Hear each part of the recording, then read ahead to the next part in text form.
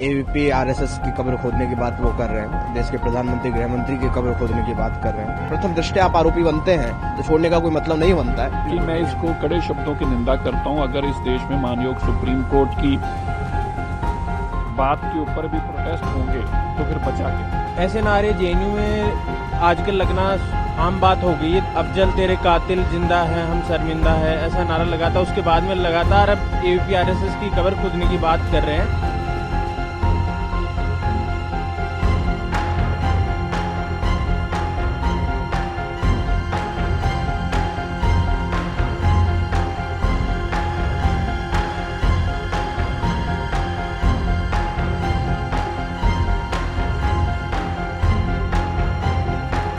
कल जिस तरह की जो वीडियो सामने आया है, जो वो नारे लगा रहे हैं, जिसमें एबीपी आरएसएस की कब्र खोदने की बात वो कर रहे हैं, देश के प्रधानमंत्री गृह मंत्री की कब्र खोदने की बात कर रहे हैं, तो ये कोई नया नहीं है।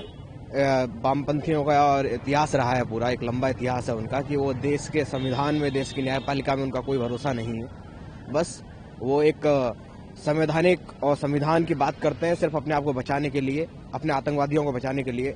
2016 में या उससे पहले जब अफजल गुरु को फांसी दी गई, तो अफजल गुरु को फांसी दी जाने के बाद में वो लोग यहाँ पे अफजल हम शर्मिंदा हैं, तेरे कातिल जिंदा हैं, उस भारतीय न्यायपालिका जिसने उसको सजा दी, उस न्यायपालिका के खिलाफ वो नारेबाजी करते हैं। उमर खालिद और शारजिल इमाम जो दिल्ली दंगों के आरोपी हैं, और कल कोर्ट ने भी कहा, हम तो स्वागत करते हैं उस निर्णय का कि सुप्रीम कोर्ट ने जो उन्होंने 6वीं बार बेल प्ली फाइल की, तो उसमें उन्होंने जो डिसीजन दिया 1 साल के लिए उनको रोक भी दिया कि अब आप नहीं लगा सकते, और प्रथम दृष्टया आप आरोपी बनते हैं तो छोड़ने का कोई मतलब नहीं बनता है। तो न्यायपालिका, भारतीय न्यायपालिका जो काम कर रही है, भारतीय संविधान जिस तरह काम कर रहा है, भारतीय कानून जिस तरह काम कर रहा है, उस पर इनको विश्वास नहीं है, इसीलिए ये लोग उसका विरोध कर रहे हैं। जो विदेशी ताकतें जिस तरह से एक कोर्ट के डिसीजन आने से पहले दबाव बना रही थी, एक मोरल दबाव बना रही थी, उसका कोई फायदा हुआ नहीं, क्योंकि जो आरोपी है देशद्रोह में उनको सजा मिलेगी। और अखिल भारतीय विद्यार्थी परिषद की इस बार सदस्यता लगभग 70 लाख हुई है। उनका वो कार्यकर्ता जो देश के निर्माण में वास्तव में लगे हुए हैं, वो विद्यार्थी जो लगे हुए हैं, आरएसएस जो पूरे समय देश की आपदा में खड़ा रहता है, उनकी कब्र खोदने की ये लोग बात कर रहे हैं। भारतीय प्रधानमंत्री जो देश ने चुना हुआ है, देश के नागरिकों का प्रधानमंत्री, उनकी कब्र यहाँ खोदने की बात कर रहे हैं।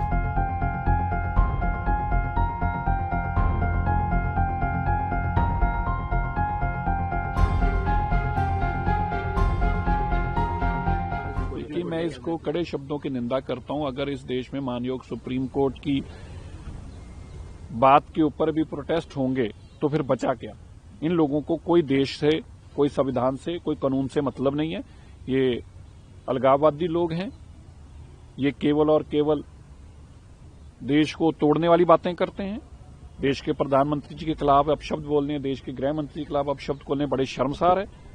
और मैं ये बताना चाहता हूं, मैं देख रहा था आज सुबह आम आदमी पार्टी के सीनियर लीडर संजय सिंह जी का बयान। इनको उत्साह मिलता है ऐसे कामों से। संजय सिंह ने आज कहा था, 2 झूठ बोलते हैं। मैं जी सुप्रीम कोर्ट का तो सम्मान करता हूं तो फिर अगली लाइन क्यों बोलते हो?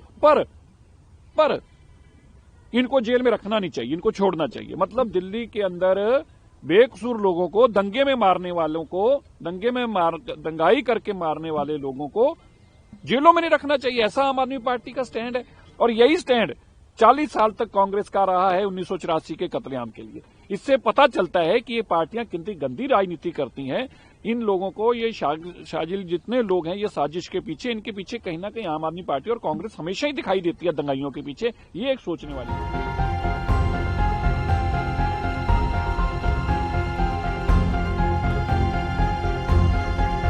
कल एबीपी और आरएसएस की कब्र खुदेगी ऐसे नारे लगते हैं।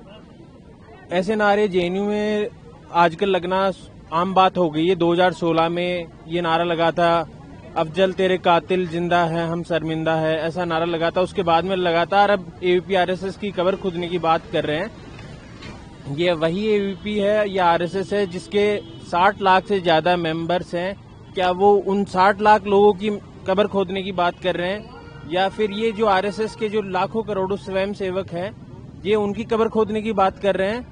और उसी के साथ में एक न्यूयॉर्क से एक मेयर के द्वारा लेटर लिखा जाता है उस टेररिस्ट को, उस आतंकवादी को, कि उसकी रिहाई की जाए। पर भारत का जो संविधान है, भारत जो राष्ट्र है, वो सॉवरेन है, वो किसी के दबाव या उसके निर्णय किसी के दबाव में नहीं चलते, वो अपने निर्णय खुद बनाता है, खुद के कॉन्स्टिट्यूशन से चलाता है और उसी का नतीजा है कि उनकी बेल डिनाई कर दी जाती है और उसका हम बहुत ही स्वागत करते हैं उस निर्णय का सर्वोच्च न्यायालय का। उनको बेल नहीं मिलनी चाहिए। सेपरेटिस्ट और एक्सट्रीमिस्ट की भारत में कोई जगह नहीं है, उनकी सिर्फ जेल जगह है और ये वही सेपरेटिस्ट हैं जो नॉर्थ ईस्ट को भारत से अलग करने की बात करते हैं कि हम जैसे 50 लोग हो जाएं तो हम नॉर्थ ईस्ट को भारत से अलग कर सकते हैं। उनकी कोई भारत के देश में रहने की जगह नहीं है, उनकी सिर्फ एक जगह है, जेल।